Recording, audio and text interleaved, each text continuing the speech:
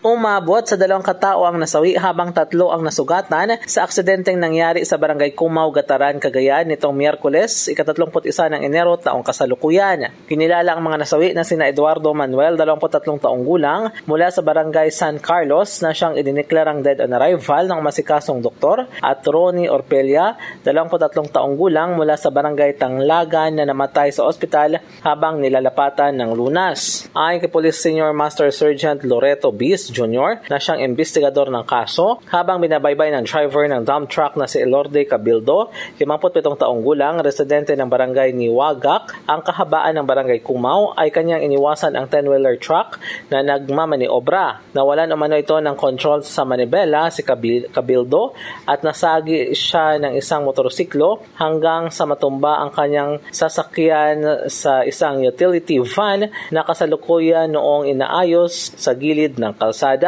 Maswerte namang walang tinamong sugat ang driver ng motorsiklo na si Edemar Basilio, 44 na taong gulang, mula Sentro Norte, habang sugatan ang kanyang angkas na si Ronald Vitin na residente ng barangay na Bakayan. Samantala, natabunan ng buhangin ang karga ng dump truck ang mga nag-aayos ng nasabing van na agad isinugod sa pagamutan, ngunit binawian din ng buhay ang 2 individual, habang sugatan naman ang kanilang kasamahan na sina Recto Aquino, 43 taong gulang, at Lothar Santos, 70 taong gulang, kapwa residente ng barangay na Bakayan. Nabatid na isa sa mga nasawi na si Orpelia ay estudyante ng Gataran National Trade School o JNATS na kasalukuyan na sa immersion nang mangyari ang insidente. Sa ngayon, pansamantalang nakalaya ang driver ng dump truck matapos makipag-areglo ang pamilya ni Manuel, pero sinabi ni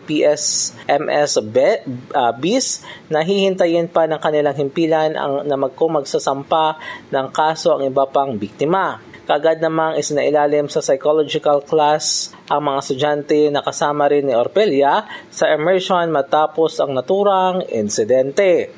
Mula dito sa Cagayan, MJ de la Cruz para sa Radyo Alternatibo, Balita Nationwide.